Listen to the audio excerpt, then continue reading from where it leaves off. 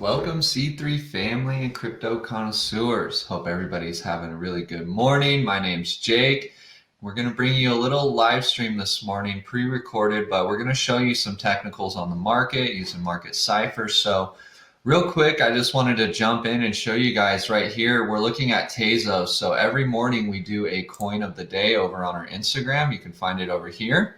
And we called Tezos at about 332. So we're actually looking pretty nice right now. We're up about 10 cents. So if you tune in, subscribe, follow our Instagram, you can find these coins every single morning. We post them around 6 to 7 a.m. Pacific Standard Time. So, all right, guys, with that being said, let's jump into some Bitcoin news.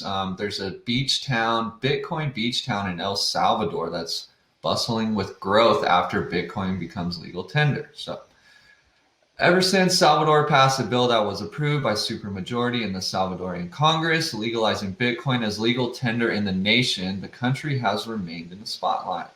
Furthermore, there's an area in El Salvador called Bitcoin Beach, with a small group of beach villagers that are attempting to leverage Bitcoin on a daily basis. So this is really cool. This is exciting. We've seen this being used into everyday life. So not only will you find a number of hotels, hostels, and local eateries for surfers and backpackers, Playa El Zonte also has a bustling Bitcoin community. The community or village calls itself Bitcoin Beach, and the people can follow residents on Twitter. So if you come over here to Twitter, they have their own little Twitter profile. So here's a post from the other day. They're saying that they're working on Bitcoin education programming for everyone. So this is really great, just kind of spreading the information about Bitcoin, educating people, and taking the FUD out of them because of what mainstream media does. So let's jump back into the article. The story highlights that Bitcoin Beach members aim to make the beach town one of the world's first Bitcoin economy. So this would be huge. It is a small island, so it's very feasible. The reporter discussed the area with the take Zuma Riveras, a 38-year-old mother who accepts Bitcoin payments for fruit. So that's pretty cool. I'm kind of curious how they work that out, what platform they use. So anyway, let's come over here to one more island story we have before we jump into the technicals. So Persian Gulf Island to become crypto exchange hub, Iran minister proposes. So Iran's information technology minister has pitched the idea of transforming the Persian Gulf island of Kish into an international center for cryptocurrency exchanges. Iranian authorities plan to create a financial-free zone in the territory, which has already attracted cryptocurrency miners. The Islamic Republic's Minister for Information and Communications Technology made the crypto-friendly proposal during a recent visit to Kish.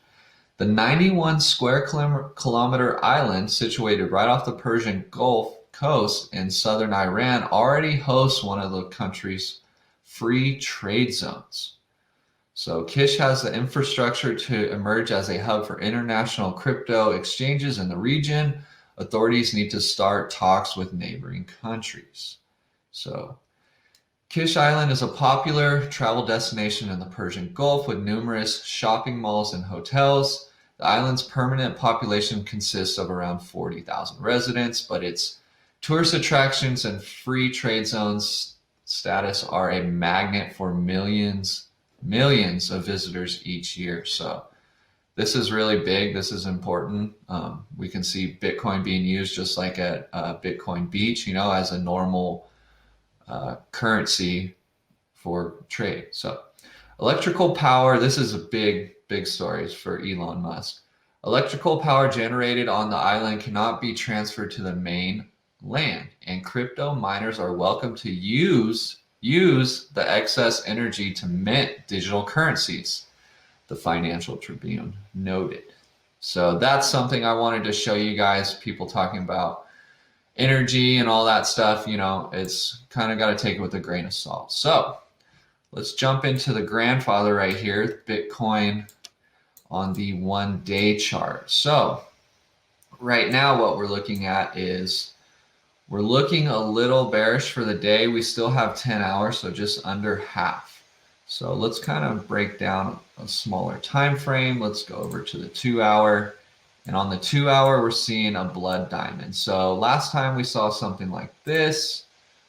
We saw a bottom of around 5% from the top. So yeah, right here, this would be very, very feasible to come back down to this moving average down here. I believe this is the 200 moving average. So this is very feasible. That's about 5%. So let's look at the 4 hour time frame. We're still looking a little bearish. We're kind of getting close to this death cross. That's what I wanted to talk about on the daily time frame. Over here on the 8 hour, looking kind of neutral. And let's take a peek at the 1 day. So when we look at the 1 day, we're looking up here at these moving averages right here. So this is the 50 moving average and this is the 200. So when these cross, when the 50 comes down crossing the 200, that's what's called a death cross. So that's going to be bad, but it also could come back around and do a golden cross and come back up and never look back.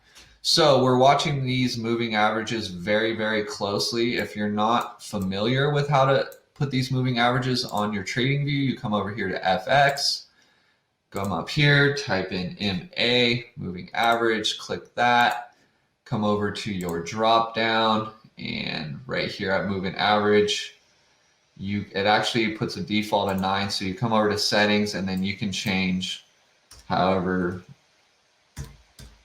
number you want for your moving average. So that's something to pay attention to. And let's take a look at Ethereum. So when we look over at Ethereum, it's actually looking a little worse than Bitcoin. But when we come over here to the 1 hour, we're looking even worse than Bitcoin. So this is towards the end of the weekend. We could see some consolidation coming. You guys just need to watch, and these could be good accumulation times. Of course, this is never financial advice, but this is what we're watching. The daily chart is kind of something we've been watching to figure out whether we're going to start entering into more positions or just hold and sit on the sidelines. So if we come over here to total, which is the total market cap between everything, it should be no surprise that we're seeing a little bloody action, considering ETH and Bitcoin are both looking red for the day, for the next day. So we have a sell dot right here. This blue wave is trying to cross up, but it does look like it's moving back down this direction. So we need to be conscious of that, but we also need to watch this red wave because it could break over this white average line right here, this 0 line, and turn green and then never look back and keep going. So alts are looking pretty decent right now. They're not looking the greatest. If we come over here to our watch list, and up here, our biggest gainer that we have on our watch list is Venus Protocol, which, as you know, has had a lot of mishaps lately. So need to be very careful with that coin. Axis Infinity, this is another really great coin that's done very well over the last year. So with that being said, we really thank you guys for stopping by. If you guys have any questions, comments, smash the like down below, subscribe, and remember, always stay cool, calm, collected, and let the trades come to you. C3 out.